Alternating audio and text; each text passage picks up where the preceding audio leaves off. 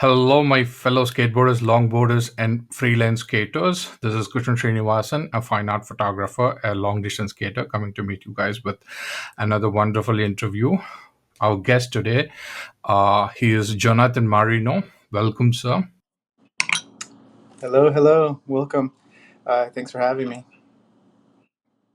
Pleasure is mine. He is also called as he also goes by the name Shreddie Mercury, as as you are seeing in the screen. Okay, so thank you so much for joining us. No problem. Uh, My pleasure. I understand your expertise is in skateboarding. Uh, since I make videos about long distance skating, I thought this would be a great opportunity to ask you a bit more about long distance skating or long distance pushing. Just to let you know, sir, I come from a city that has no skate parks or skate shops. So my experience and knowledge are quite limited. That's why conversations like this means a lot to me and hopefully to the audiences as well. Let's begin the interview, shall we? Ready? Cool. So kindly tell us about yourself. What do you do? Also, could you share your skateboarding journey with us? Sure. This is a topic that's very easy to talk about just because it's my life. Everything centers around skateboarding in my life. And I kind of lump everything together. So if someone called me a longboarder, I would almost take offense to it just because I consider myself a skateboarder. I skate and I like to do anything skateboard related, even if it's electronic. Like I have a e-board. I only use it like once a year for a specific event where there's a lot of hills, and I'll zoom up the hill. And mostly it's just to see people's reactions. I look back and they're like, "Wow," because I usually push it and then I'll use it to go up the hills. But pushing it is super hard because it's super like really heavy with the battery. But yeah, my kind of philosophy with skating um, is very open ended. One of my biggest pet peeves is when people separate skateboarding from longboarding because, and I know that was part of your interview. I don't think you're trying to, you know, offend anyone or because it's not really offensive. It just it bugs me in a certain way because uh, essentially a longboard is a type of skateboard. Like even if you look it up on Google, um, and if you do the research on the history of like the length, um, the first ever commercial skateboard for sale was like in 1955 or something like that, and it was 22 inches long or short. So it's kind of a subjective terminology if you consider that short or long. So the modern day popsicle board is usually 30 to 32 inches long. So technically, that's long versus the first ever skateboard from the 50s.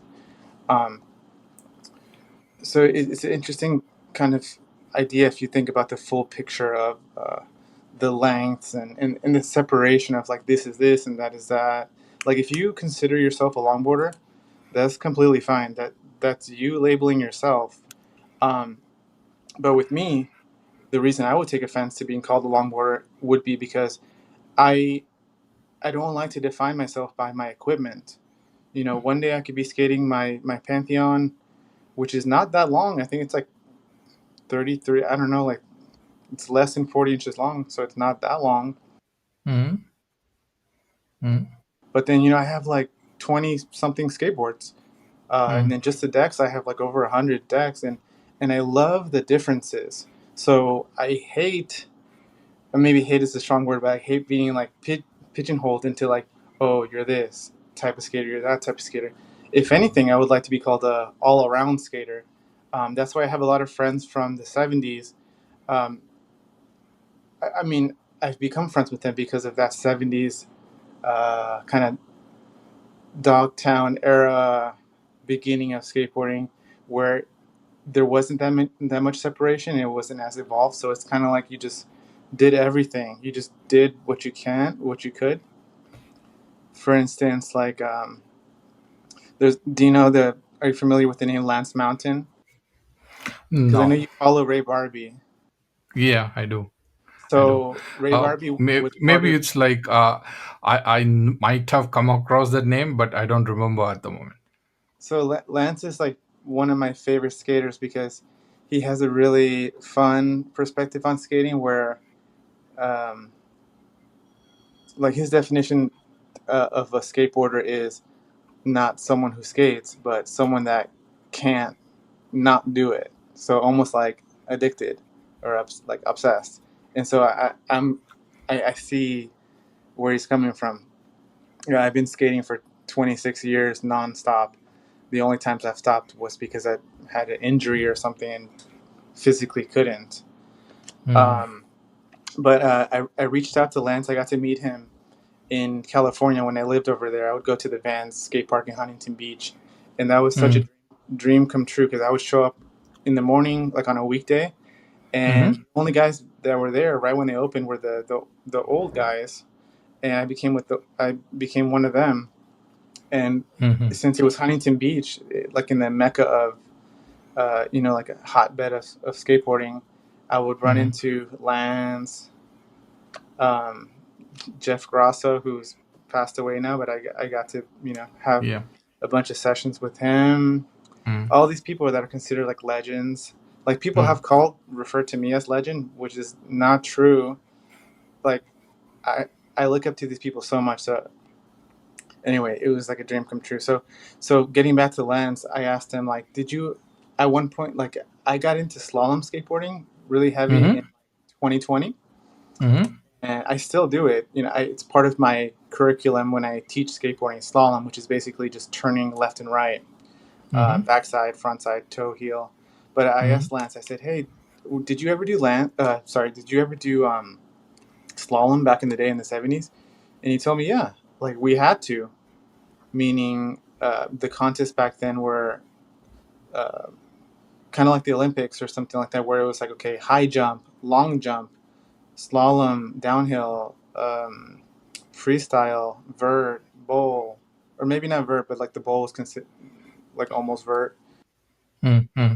The way they had it set up was kind of like how I try to be a very well-rounded skater, to do everything, to be able to push all day, pump all day, do tricks involving like popping the tail, dancing, like whatever, just like having the ultimate fun on skateboarding versus just doing one thing.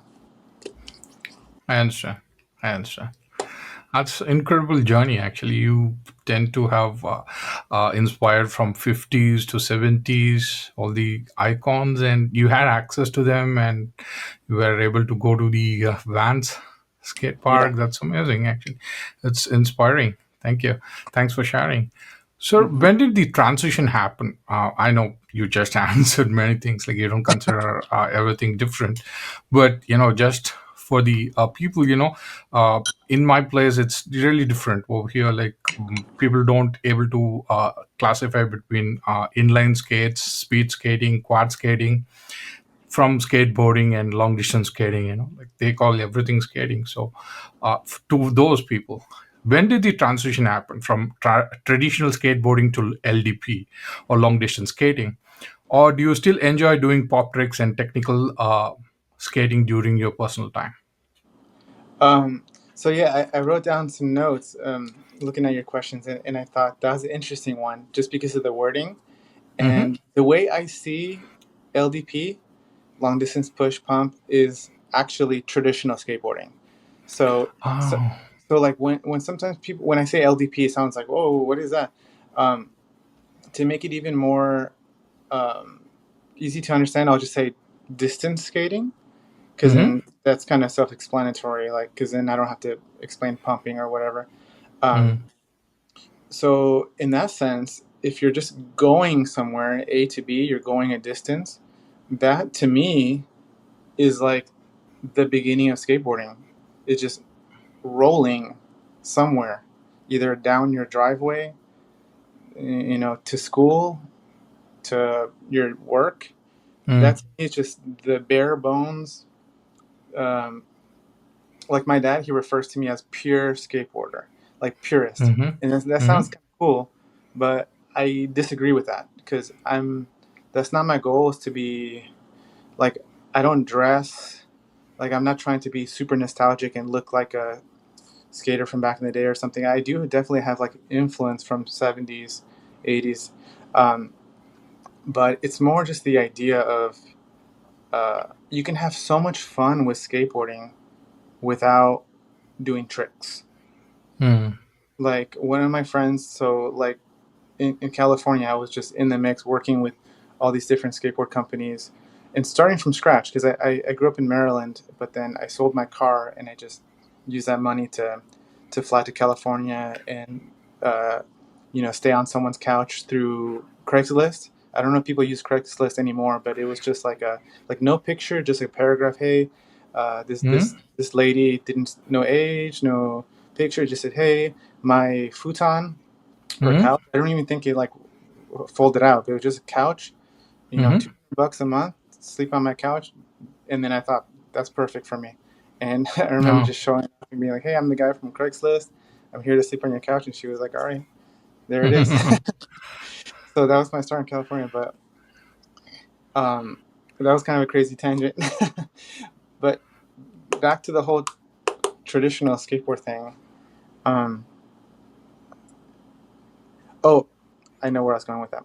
So when I lived in California, I met all these people through working in the skateboard industry because my goal was to contribute and be part of it. Because when I lived in Maryland, I worked at a skate shop, and I've worked at more skate shops than I can remember in Maryland, like on the East Coast, in California, in Texas, in um, I can't even, like in Florida, up north in Oregon, like all over the place. Um, but my goal has always been to contribute to skating because it's given me so much. So my my life's purpose is to be of service to others through skateboarding. You know, hashtag That's. thank you skateboarding. You're not going to see hashtag thank you longboarding. Mm-hmm. If you look up both hashtags, thank you skateboarding is like hundred thousands or whatever. If you look up hashtag thank you longboarding, there's probably some, but Mm-hmm.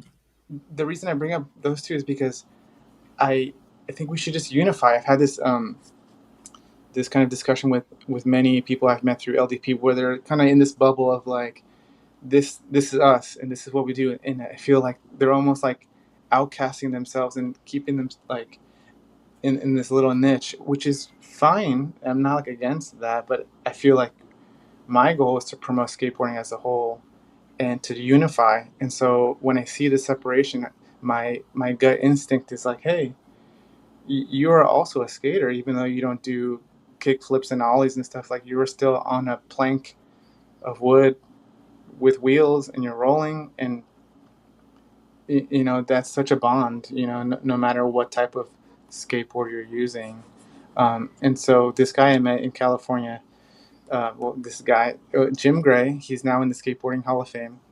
Um, I got to meet him through different skate shops and stuff. He told me something once that kind of stuck with me. At the time, I didn't really. I thought he was just joking, but he told me like tricks are for kids, kind of like the cereal like tricks. And I thought that, yeah, that's catchy. I've heard that saying before, but now like the older I get, it's more meaningful to me because Mm-hmm. the whole idea of being impressive with like the fancy footwork and like that's great, and that's what gets a lot of people into skating. Like I'm one of them. I was a little kid in the neighborhood seeing someone ollie onto a sidewalk, and I thought, oh my god, I need to figure that out. That was magical. But Mm. you don't need to do that to experience so much fun on a skateboard. Just pushing, rolling, going down a hill, and successfully making it, looking back up the hill and thinking, wow, I didn't die. I hear kids saying, oh, I almost died. uh, but I guess that is kind of a pure side of skateboarding. But I, I don't really see it as pure. It's more just like, come and get it. It's not like some people get intimidated with all because the evolution of skateboarding is so advanced and it's amazing to watch, but it's also can be intimidating. Like if you're a brand new skater and you go to a skate park, you might be like, wow, I don't know if I belong here. Like their level's so high. But you don't have to go to a skate park to have fun. You just pick up your board, and so I take um, great honor to get people into skateboarding as a individual thing, which I know you can relate with. But then later it can become somewhat of a team aspect where Yeah. you Yeah. more like a community. And I know if I see someone holding a skateboard, I know there's a high chance I could become friends with him because there's a deep bond um, with this type of equipment versus something else that's more traditional, like baseball. Like I feel like that traditional sports, um, like I don't think even like traditional and skateboard should go together. Skateboarding is like non-traditional. Mm, It's mm, just like mm, like I got into it because it was like an anti-sport. No mm, coach, no someone telling you what to do. It's just like go almost like a toy. Go play with it. mm, mm, mm. I didn't even think about Yeah. that when that first question came up. So I think skateboarding is I love it because it's non-traditional and it's up to you to bring your creativity into it, bring in your expression, your like Ray Barbie, the way he skates, the music that he puts out, the art that he paints and his photos. That's Mm, non-traditional. mm, That's Ray Barbie. mm, mm. I understand. I understand. So I think you find more happiness in skateboarding, and not to classify it as other streams. Okay, cool. Uh, I have watched few documentaries featuring legends like Rodney Mullen, Darwin Song, Tony Alva, and Tony Hawk. Who's your favorite skateboarder of all time, and which documentary would you recommend for our audience to get inspired from? Um, that's a hard one because I have so many favorites, and sometimes like I'll have like a new favorite. Like maybe later today I'll see a video and I'll think, wow, this is my new favorite skater. Like the evolution of skateboarding is advancing so quickly that it's like hard to keep track of. I used to work at different skate companies and they would give me the magazines and I would look through and they would just give it to me. I used to always buy them. And then I used to work at 411 Video Magazine, which Mm, was a true. And they would just on my desk in my edit bay leave me like all the magazines, the Thrasher, the Trans World, and I would look through. Wow. And then it got to the point where I would look through it and I already knew kind of like what was going on because I would be there firsthand. So that was like interesting because I was there. But now with Instagram, it's moving so fast that like even if you work in the industry and you're there, you can't even keep up. Like I'm away from the industry now, so I'm like way far, kind of um, distance from it, but it's moving. mm-hmm, But to answer your question, like my go-to answer is Mark Gonzales. They call him the mm-hmm. Gons. Have you heard of this guy? No, Okay, so that's your homework. I'll do definitely. And I like almost every other post recently has been of him because he's getting older. Like I think he just turned 60, maybe. Mm-hmm, Mm. And he's like a little bit young. Oh no, he can't be 60 because Tony Hawk is not even 60 yet. I don't know. I have to look it up. But he's a little bit younger than Tony Hawk. But oh, oh, he okay. Mark is considered like a pioneer in street skating. He grew up skating ramps because that was like the era of like the 80s was like half pipe and stuff like that. But then Mm-hmm, uh, like mid 80s started happening like 86, 87. He really pioneered like um, ollie into board slide and 50-50 and all that stuff was kind of brand new at the time. He was on the forefront of carrying that torch. And so that's part of the reason I really admire Marcus because of his creativity and just breaking down boundaries. Um, that's what one of the nicknames he has other than Gons is like the Gons father because he's almost like a godfather, like Ronnie Mullen. Like he's like Ronnie Mullen is like the ultimate for tricks because he invented like pretty much everything. mm-hmm, But Mark took it to the next level. Him and Nadas Kappas and a bunch of other guys. But mm-hmm. overall, I love Mark's skating, and I'll send you some videos.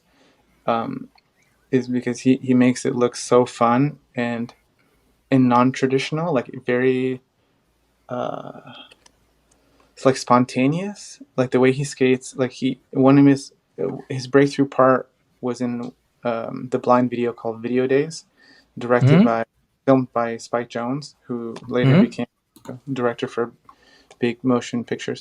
But Mm-hmm. he skates to John Coltrane, Mm-hmm. and so at the time, and I'm like reading through magazines, like I've read that that was like just the music was groundbreaking. Like, wow, he's skating to jazz. But the reason they used that song was because it kind of went with his non-traditional kind of non-linear style, where it's like he's going here, he's going there, and wow, he's grinding this rail like kinks, and now that's normal. But at the time, that was groundbreaking. And so that's the kind of stuff that really inspires me to skate. Is like that creativity where I have to pause it and rewind it, and my brain didn't understand that. What just happened? I need to see it again. I need to slow motion it. I need to take pictures and really digest what just happened. That to me is the ultimate. Um, that's what got me into skating. I saw someone ollie on to the sidewalk, and I thought I've never seen that, and that got me Mm-hmm. hooked. So that feeling of just like not knowing what's next, and also the music, like and the way he is overall is really interesting. He's very kind of avant-garde. Like he's more of an artist than like he didn't really do too many contests. He's not really known for like winning a bunch of contests, but Mm-hmm. more so just pioneering and bringing in his own flavor. Like he'll misspell words. Like he's the ultimate non-traditionalist. He likes to see something and then flip it upside down and put his own twist on it. So like that's how I try to be is like Mark. That's cool. That's cool. Um, have you made any skateboard documentaries featuring yourself? With wide-angle lenses, camcorders, fisheye lenses, classic skate footage vibes, etc. Yeah, actually I did like right after high school. I made a little Mm-hmm. video. It's on Mm-hmm. YouTube. It's Footang, Footang, Footang. Mm-hmm. Um, and I had a little mini DV camera with like the Mm-hmm. LCD screen, and I bought a off eBay. I think it was. I bought a little fisheye, so it wasn't very sophisticated, but it was super portable. Like I could put it in my pocket. So I made a whole Oh, escape video with this little that's mini. cool. I think it was called like a cyber shot or something back in 2005. Um, Mm-hmm. and that's on YouTube. YouTube was basically brand new. 2005, I Mm, think, when YouTube came out. it is. I think I signed up with YouTube the day it came out. Whoa. uh, I was so new on it that one of my friends told me, "Hey, I saw one of your videos on the homepage."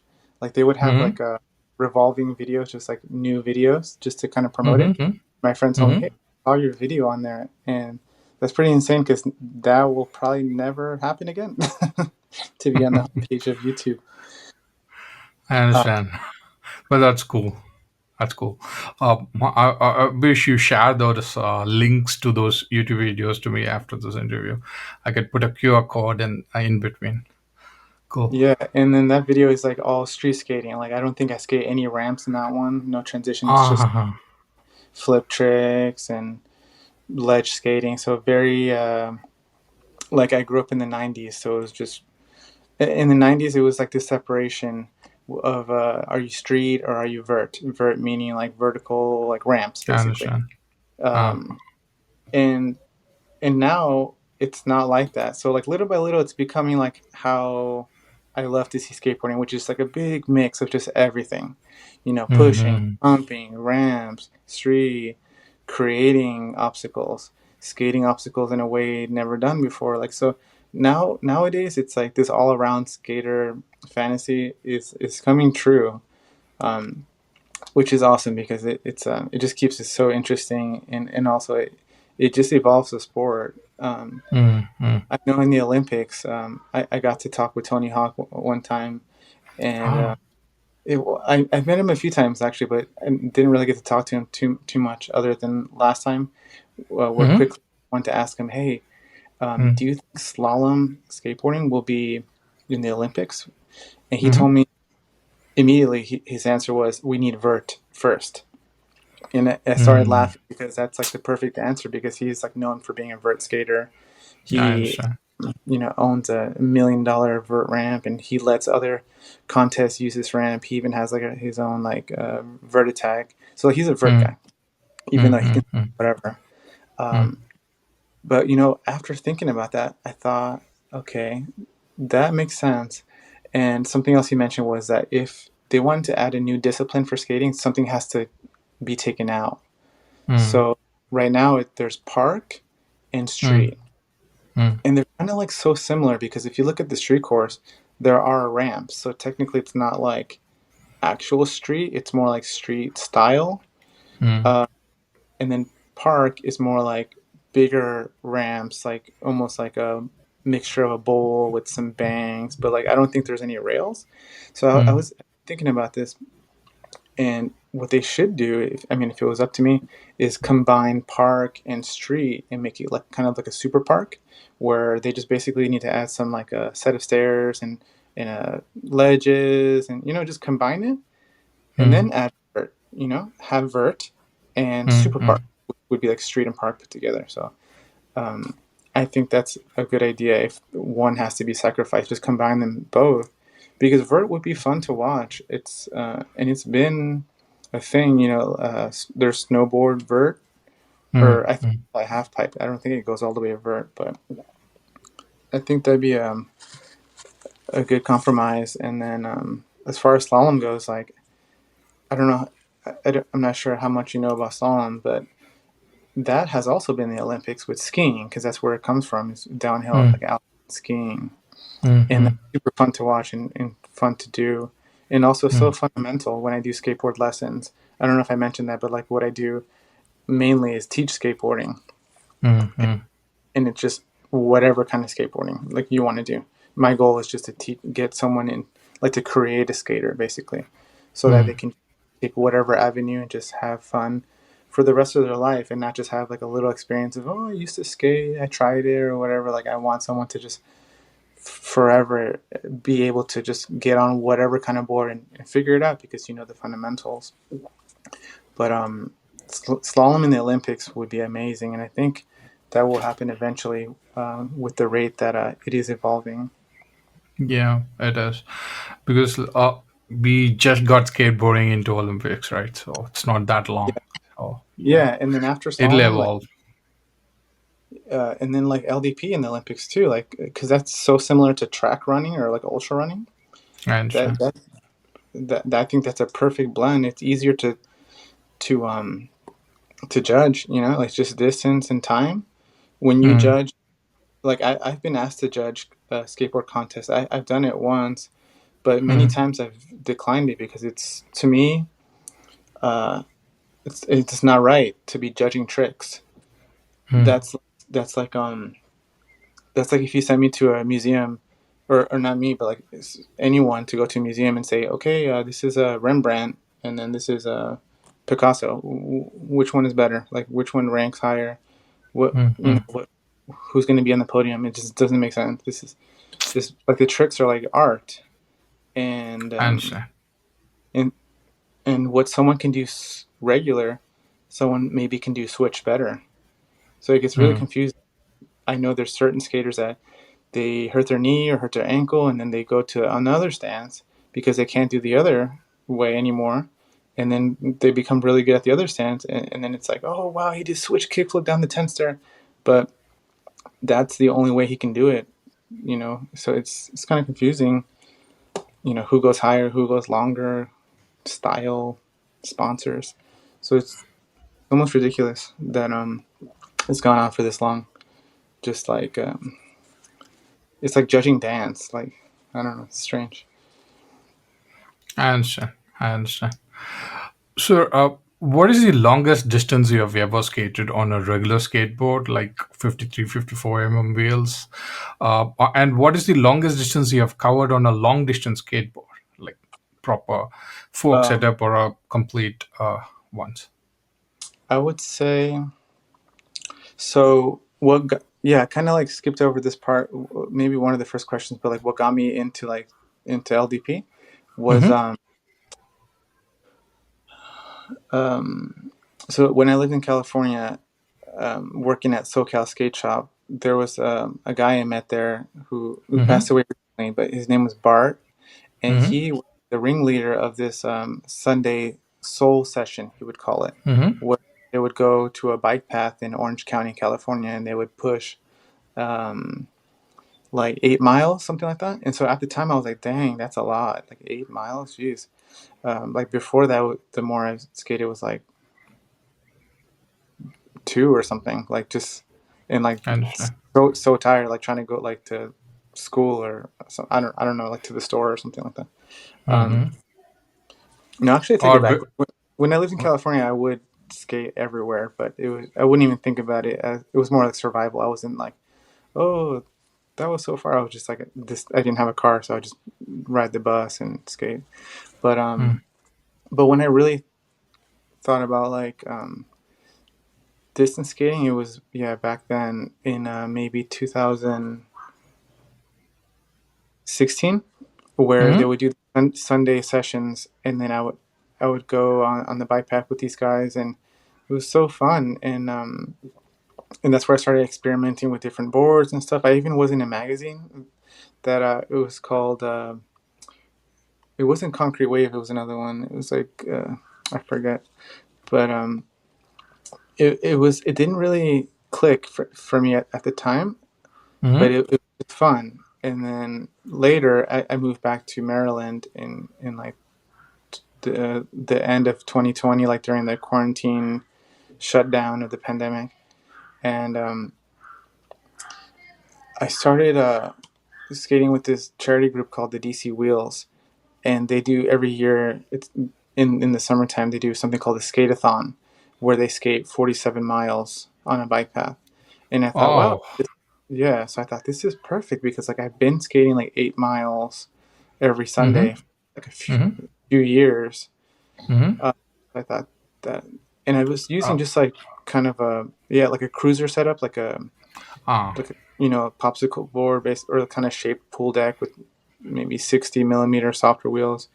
Mm-hmm. Um, and so when I did that skate-a-thon, it was a lot of uphill and downhill. And I was like, man, that was super hard. Um, but it kind of lit like a fire under me where I thought this is something I could maybe excel with because I've been skating for so long and I can just like pick it up quicker than someone that's like brand new. And True. so ever since like yeah 2020, I've been doing the skate-a-thon and around when did I saw the so one of my friends from California, Scott Hoster, who is like an OG skater, he was on the Pepsi team in the 70s. He's the one that Mm-hmm. introduced me to slalom in 2020, and then I guess it was like 20, maybe 22 after the like maybe two skate-a-thons. I remember him talking to me about ultra skate, and I forget. I think we went on a trip to New Mexico, Albuquerque, New Mexico, for this event called Ditch Slap, where we skate all the ditches. Super fun. That was like life changing. These ditches are like almost like half pipes. Like there's no like um, flat to flat transition. It's like smooth. So you just go left to right, left to right. Just it's almost like a made to skate downhill half pipe. Um, Mm-hmm. super fun. So I remember like on that trip, it was maybe 22. He mentioned the ultra skate where they skate 24 hours, and he had mentioned it to me before, but it started to make more sense to me because it's like Mm-hmm. sometimes I'll explain to people the 24-hour race, and it goes right over their head. They're just like it's so insane that it's like you can't even take it seriously. You're just like wow, like almost like my first reaction was like why would you do that? It's like sounds like torture. Like Mm-hmm. just why? Mm-hmm. It's not fun. Like it sounds ridiculous, but then now I look forward to it. Mm-hmm. It's weird how that works. Like it wasn't like I learned about it. I was like, oh, I need to do that. I was just like, why would you do that? It sounds. So crazy. But anyway, um, I don't know what like I had thought about it or something came up on YouTube or I looked it up. I forget what the initial thing was, but I watched the Push documentary Mm-hmm. and the Andres, and I was like, wow. So then like years later, like after hearing about it and then seeing the documentary, it clicked, and I thought I need to do this. And then I signed up, and then I was like researching online, like what board should I get? And everyone told me, oh, the Pantheon Supersonic. Even Jeff, the owner, he Mm-hmm. didn't, and at the time I didn't even know who Jeff was. So like later I Mm-hmm. was laughing. I'm like, wow, even the owner of Pantheon was like, you should get this board. um, so that's one of the cool things about LDP, kind of like slalom, is that it's a small world, so you Mm-hmm. can kind of like meet everyone quickly. I sent a message to Andy Andres, and he like responded like quickly, and I thought this is amazing. Like, all I saw this documentary, and then now I'm like chatting with like the best of the best. And it was just so exciting, and still is exciting. Andy was like in my team for like the team challenge for Mm-hmm. ideas, and I thought this is amazing. Like, from not knowing anything about ultra skate to then being like captain of a team, and Mm-hmm. having Andy Andres on my team, I thought this is such a strange, cool opportunity that that's why I ended up doing 1,000 kilometers again. Was because why not push as much as I can, or kind of just stay on par with the 1,000, just to kind of lead by example. Because I don't know, I just thought like, what else could I do other than just push my ass off? Um, so now I'm so into it because I'm older now. I'm 38, almost 39 in October, and this I is the kind of understand. skating, the long distance skating. I feel like the older you get, you could kind of get better at it, more so because you're more mature and like thinking about your nutrition. Like, I never thought about nutrition before ultra skate. I Never understand. really. Like, you try to be healthy, but like forever I was like, into, I would like drink every day, not to like super excess, but like, just kind of indulging with like junk food, drinking this and that. And Mm-hmm. now I'm like super strict. I don't drink at all. I don't Mm-hmm. smoke.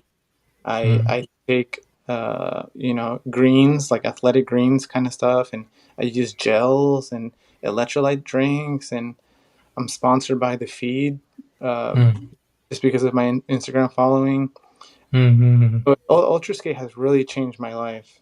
Um, but in a whole, just like the LDP category has really opened my eyes to like, how can I continue to have fun with skating for the rest of my life? And it's that equation of like nutrition, planning, risk versus reward. Like, if someone said, "Hey, do a 360 kickflip," I can do that. Or if someone says, "Ollie down a 10 stair," I can do that. But it's not really like the reward's not worth that risk. You know what I mean? Um, I understand. So you have skated in all types of boards and fairly a long distance, and you have great love for ultra skates. yeah. So yeah, I'm not good at answering the questions. I start going off onto other subjects. But so, But back to your question, the longest I skated with the like more popsicle kind of shorter board would be 47 miles.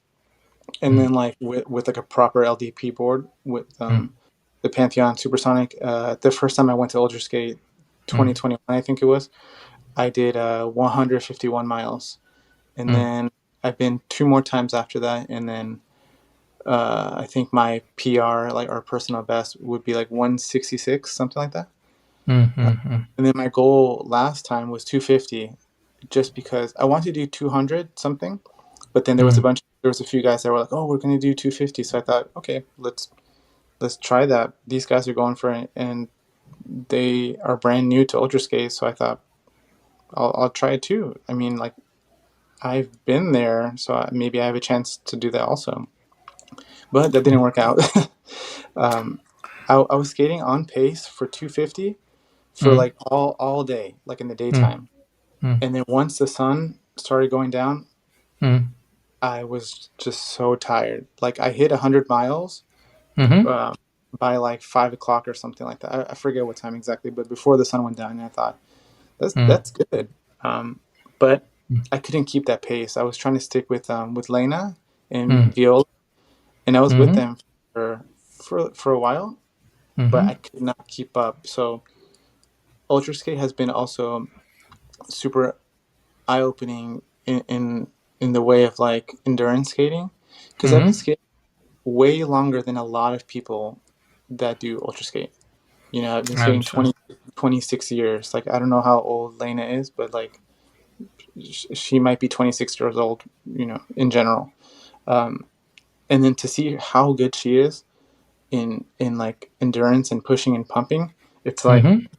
so humbling. Like, it's like shocking. Where I understand. I don't know how long she's been skating, but not more than 20 years. You know what I mean? So I've been skating forever, but like I haven't been training in that way. So it's been like kind of turning certain things in my brain where I'm like, wow, this is so inspiring, but like shocking at the same time. Like skating with her and Viola, I was like, okay, this is really kind of like setting a fire underneath me where I'm like, I want to be like them because Mm, they're so much better. mm, And also the fact that she's running the business and creating, you know, different, like she's innovating. She's like Mark Gonzales, innovating different shapes and bringing in her personality and expression. mm. So, you know, to go back to that favorite skater question, also, I'll put her in there too with, you know, Lena from Melankaki. So her and Mark Gonzales, um, Cool. I yeah, understand. super inspirational. Hmm. Cool. I understand about your distances now, though we went for a very long trip with you. That's quite, like I could able to visualize many things here. Cool. So, what are your thoughts about virtual races? Is it possible to do a very long session of virtual race? Are you talking about like kind of like a live setup, kind of like No, it's more like LTTL, large 2 day longboard sort of session, but we are going to do for a very long session, like a quarter ultra skate, or oh, yeah, okay. At first, I thought you meant like kind of a live stream for like Tour de France kind of thing. no, Um, yeah, I think if you set that up, people will do it. Not everyone, but mm-hmm, like, you know, like Leonard and Paul and Andy. I don't know. Like mm-hmm, the top dogs will for sure do it. that's cool. Maybe too intimidating for like someone that's new, but Mm-hmm, I would try. And actually, I was. Are you familiar with Chad Caruso, the guy who skated across the country recently? mm-hmm, yeah, I know. Yeah, I watched the So videos. Yeah, oh, good, good, good. So I got to meet Chad. He actually came on one of our skate-a-thons in DC, and then I got to mm-hmm, meet him at he premiered his documentary here in Maryland, and I was chatting with him about distance skating and stuff like that. And I thought, because I explained to him the virtual racing, and he was like, "Wow!" Like it kind of took some good explanation to, because it's so different, really. Like it's easy to understand, like if you look into it, but like for a moment he was like, okay, I don't get it, like how are these people from all over the world connecting?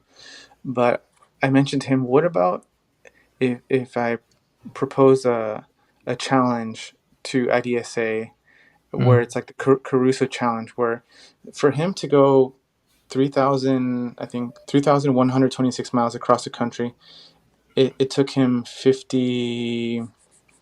57 days or something like that. I have it written mm, down. I forget. And so it was an average of like 55 miles a day.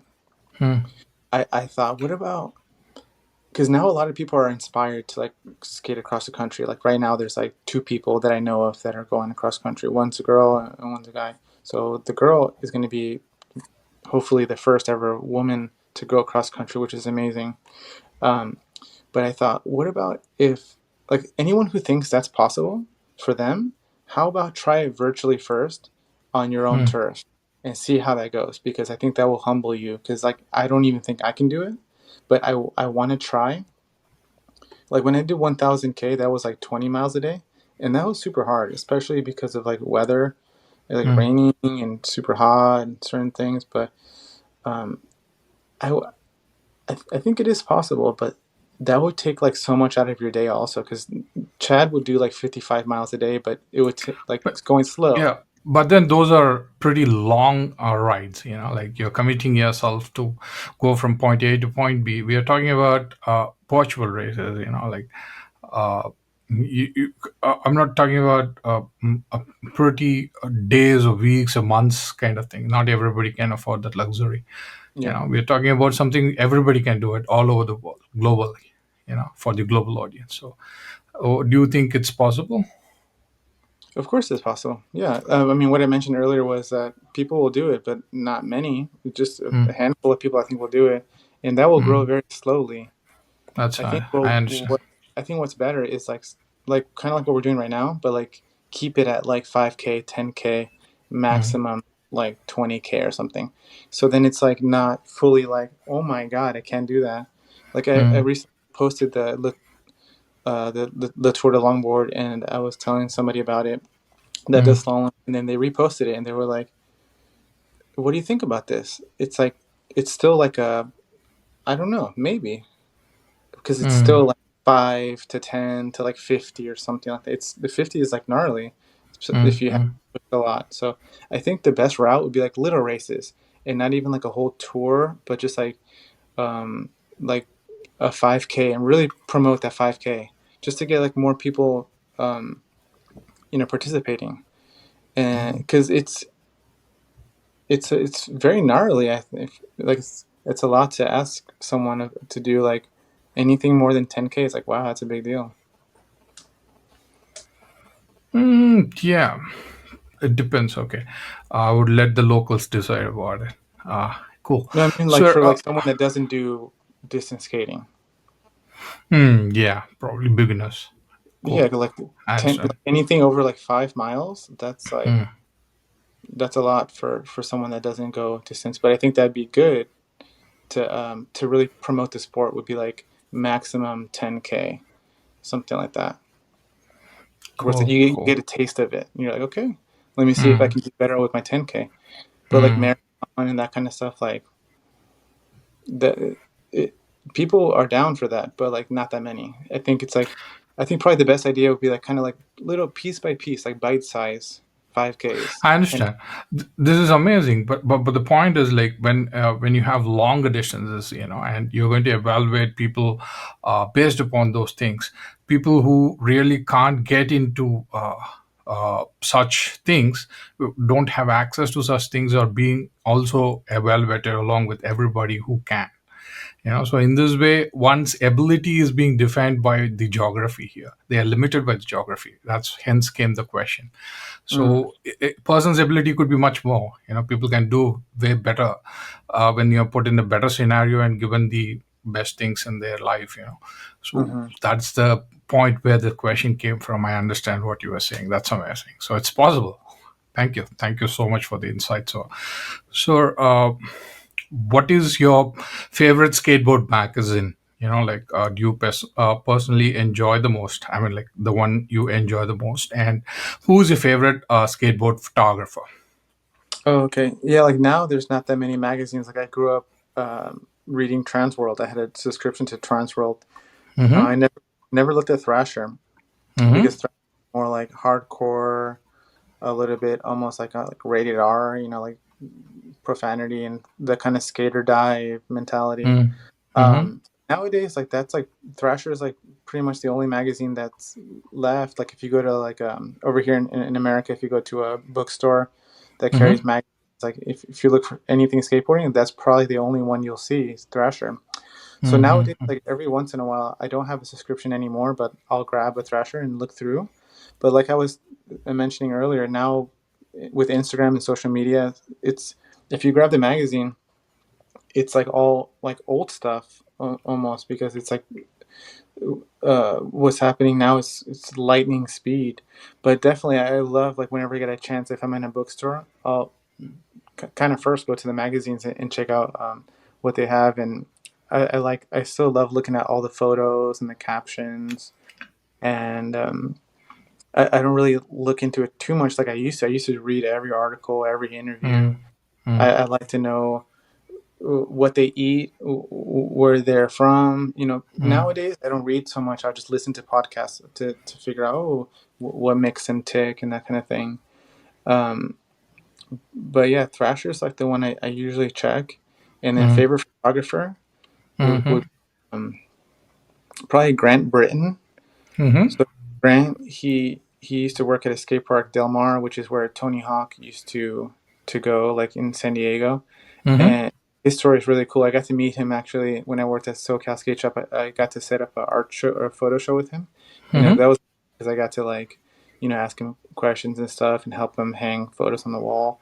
But mm, his story is amazing because um, he was there during the pioneer phase of like Tony Hawk creating tricks and getting famous and all this kind of stuff. And so all of his like his training grounds was at skate park and everyday skating with these iconic pros. So he got amazing content, and then he just honed his craft to where like basically like any picture from back then is like considered so iconic now, because of his talent and also just the people he was um, photographing.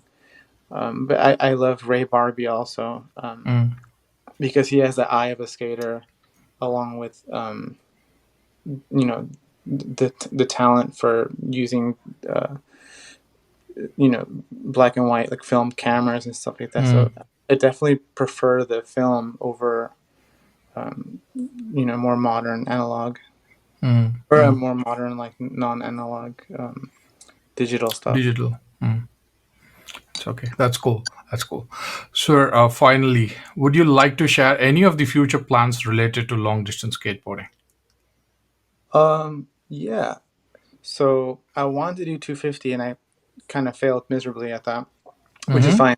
It's not fully a fail. It was a learning experience. My recovery was actually great. So Mm, all in all, the recovery was way faster than my last two mm, ultra skates. So that felt amazing to not be mm, completely limping and like not being able to like walk up a flight of stairs. But mm-hmm. my new goal would be like 200 plus, so a little bit more Mm, real. 250 is kind of insane, but I was going for it just because a few other people wanted to, and I thought I'll try also. mm, Um, so 200 plus, even if it's 200.1, that'd be amazing. Just because mm, I've been in the 150 club for the past 3 mm, years, so that'd be definitely PR. Um, and then also that Caruso challenge. Like I emailed Scott about that from mm, IDSA. I mm-hmm. haven't received any response from that, but that Mm-hmm. would be I would love to do is like to just do Chad's mileage in the Mm-hmm. same time frame, but just Mm-hmm. like on my own terms, like my own Mm-hmm. course. I think that would be insane. Like, because he was telling me that like he was kind of on the fence like about promoting that kind of challenge. He's like, oh, I don't really want to like encourage people to go cross country.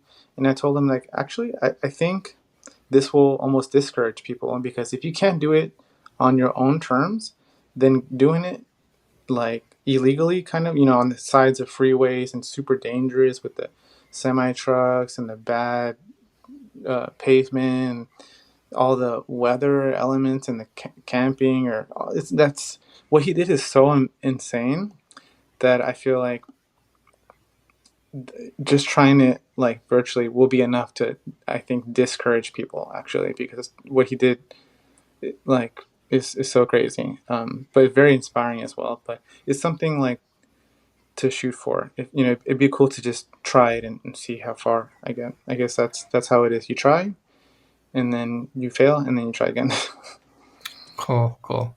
So that's amazing to talk to you. You have been giving me great insights, and like if I have to ask you some questions, you already covered when you were saying few other things. So hence I, left them out. So you've been great, a guest, and I don't know about me how I was as a host, but it was Yeah, a been great. wonderful talking to you, sir.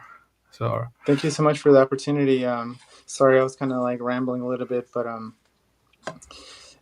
Uh, Thank you for this opportunity. I love skateboarding and I want to promote it as much as I can. So, having this chance to talk to you about what I do and what I would want to do and what my opinion is on skating is awesome. So, thank you for this platform. So I'm more grateful for this opportunity. Thank you so much. A person who has spoken to Tony Hawk, Mark Gonzales, and like big people in the name of the industry, which I've heard only in papers. That's my pleasure. Please don't steal it from me. So pleasure is mine. Thank you. Sometimes when I mention these names, like my immediate feeling is like, oh no, like I sound like I'm bragging or like showing off. But I really hope that it doesn't come off in that way because I'm just living like a dream.